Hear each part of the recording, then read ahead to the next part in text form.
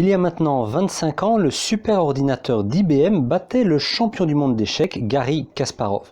C'était la première fois qu'une machine se montrait aux yeux du monde entier plus intelligente qu'un humain. Aujourd'hui, nous sommes entourés de machines aussi bien au niveau professionnel que personnel. Et on assiste actuellement aux avancées de l'intelligence artificielle. ChatGPT, le robot conversationnel d'OpenAI, qui répond à toutes vos questions en utilisant l'intelligence artificielle, est en train de faire une percée remarquée puisque c'est d'ores et déjà l'outil à la croissance du nombre d'utilisateurs la plus forte que le monde n'ait jamais connue. 186 millions d'utilisateurs sur le seul mois de mars 2023, alors que l'outil était inconnu il y a encore quelques mois de cela. Alors, ChatGPT va-t-il tous nous mettre au chômage ou plutôt ChatGPT va-t-il me mettre au chômage? C'est la question qu'on va se poser aujourd'hui puisque je vais lui demander de construire un portefeuille de placement diversifié à long terme. On va analyser sa réponse, les points forts et les points faibles de sa proposition et on va également se demander dans quelle mesure je suis capable d'influencer sa réponse. C'est ce qu'on va voir tout de suite.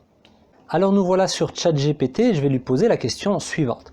Propose-moi un portefeuille de placement à long terme composé exclusivement d'actions ou d'ETF actions, un portefeuille bien diversifié. Alors voilà la réponse de ChatGPT, il me propose un portefeuille composé d'actions et d'ETF actions, 9 lignes d'actions individuelles américaines et une ligne d'un ETF S&P 500. Ensuite, il justifie la constitution de ce portefeuille en disant que c'est un portefeuille composé de 10 entreprises, en réalité il y en a 9, plus un ETF, qui ont une forte présence sur le marché et une solide performance financière.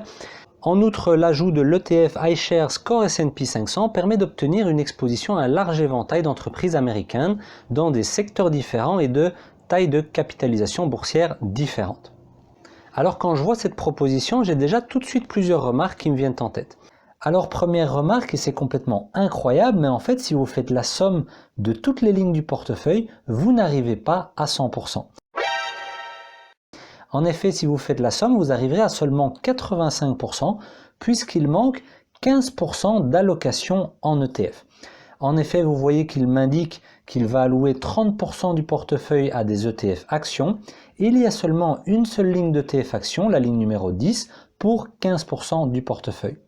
Donc c'est déjà un manquement incroyable pour une intelligence artificielle, il ne fait pas une somme qui arrive à 100%.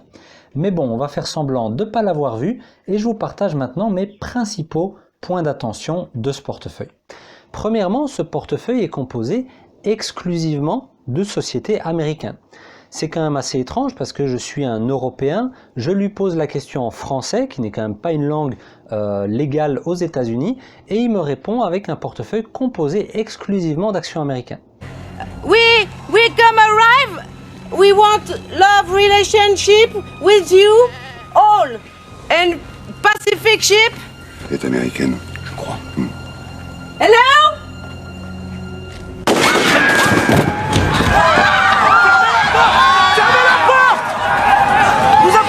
Au fond de l'avion! Donc c'est déjà un premier point d'attention assez surprenant et je ne vois pas pourquoi j'aurais un portefeuille composé uniquement d'actions américaines. Deuxième point d'attention, je lui ai demandé de me constituer un portefeuille d'actions ou d'ETF actions et il m'a composé un portefeuille d'actions et d'ETF actions. Donc j'ai l'impression qu'en lui posant cette question, je l'ai un petit peu orienté et je lui ai suggéré que je serais ouvert à avoir des actions et des ETF actions et donc il a répondu en fonction de ma question. Alors que personnellement, je préfère investir exclusivement en ETF et je ne vois pas spécialement l'intérêt d'avoir des actions individuelles.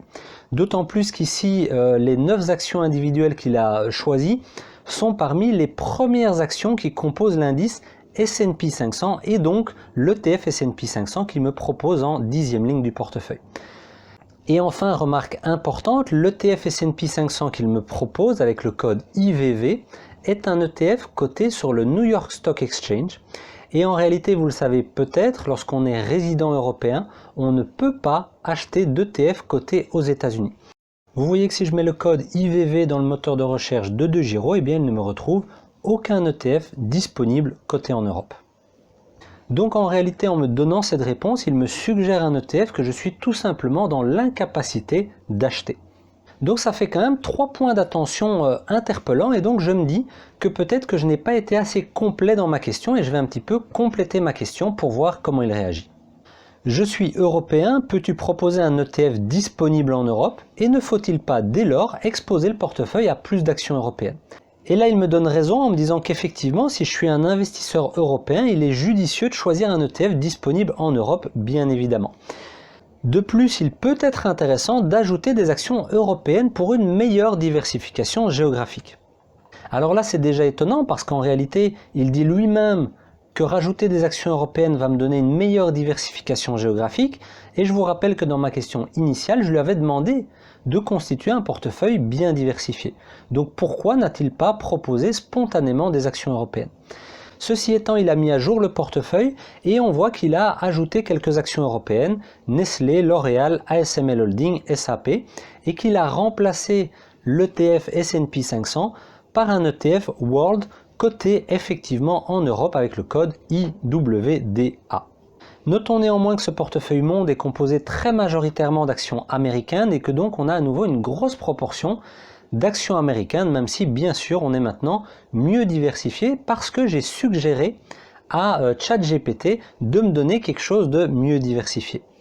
On note également que ChatGPT va toujours un petit peu justifier sa proposition et qu'il va terminer en me disant que cette proposition de portefeuille est basée sur des hypothèses et des attentes et que la performance future des actions et des ETF peut varier considérablement.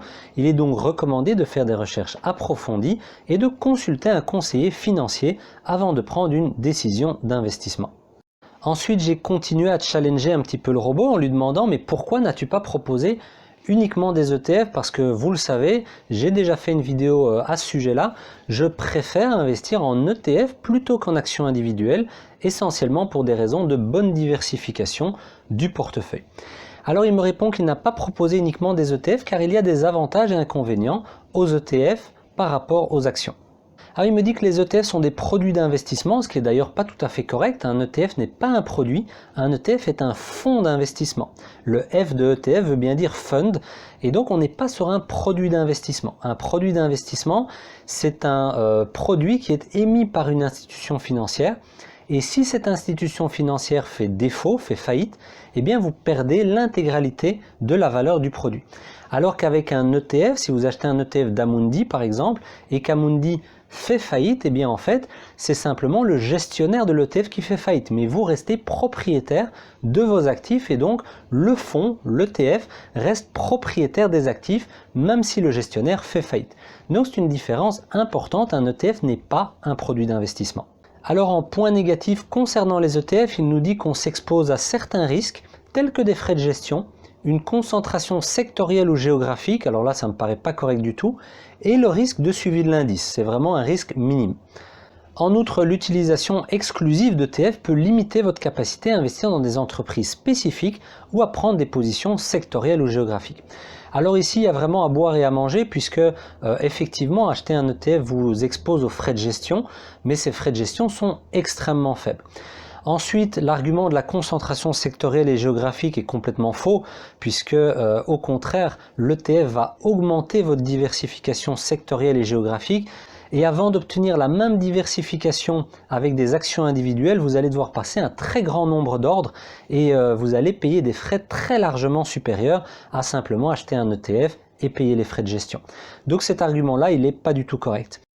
Le risque de suivi de l'indice, il existe effectivement, mais il est quand même très minime. Je vous montre ici un exemple de tracking entre un ETF et son indice de référence. On est quand même sur quelque chose de très très propre. Ensuite, on va continuer en lui demandant mais quel est le rendement annualisé que je pourrais espérer sur ce portefeuille. Alors il nous répond que c'est difficile à prédire puisque ça va dépendre de nombreux facteurs, ce qui est évidemment très vrai. Néanmoins, il va essayer de nous donner un ordre de grandeur et il va se baser sur la performance d'un ETF iShares Core MSCI World détenu sur les 10 dernières années qui a rapporté plus ou moins 11% et demi de rendement annualisé. Il complète également en disant que cela ne garantit absolument pas le taux de rendement qui sera maintenu à l'avenir.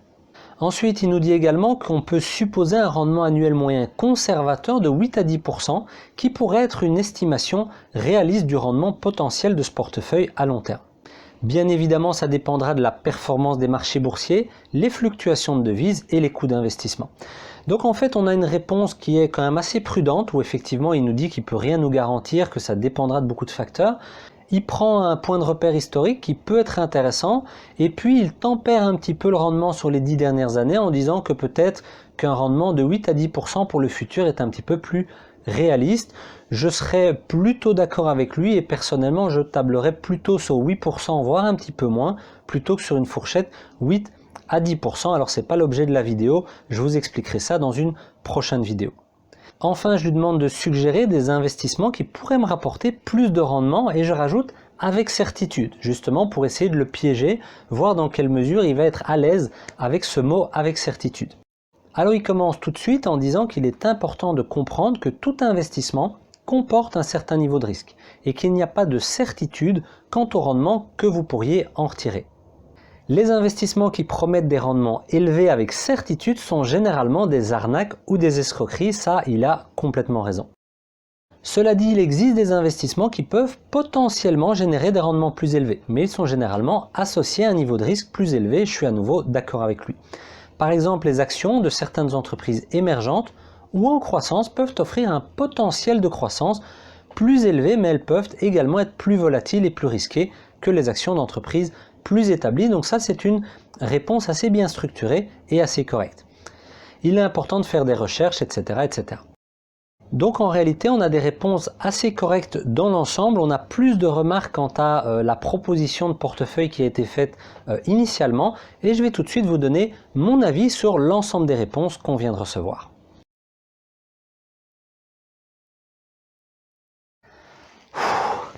Ouf, ChatGPT ne va pas tout de suite me voler mon travail.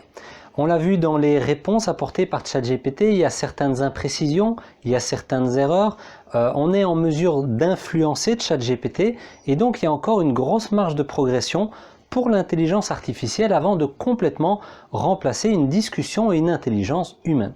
C'est d'ailleurs ce qu'on retrouve dans les critiques lorsqu'on lit des articles sur ChatGPT. On voit que en réalité, avant de s'enthousiasmer pour ses capacités, il convient de souligner qu'en dépit de l'engouement suscité, il existe des limites assez importantes à ce que la technologie peut faire aujourd'hui.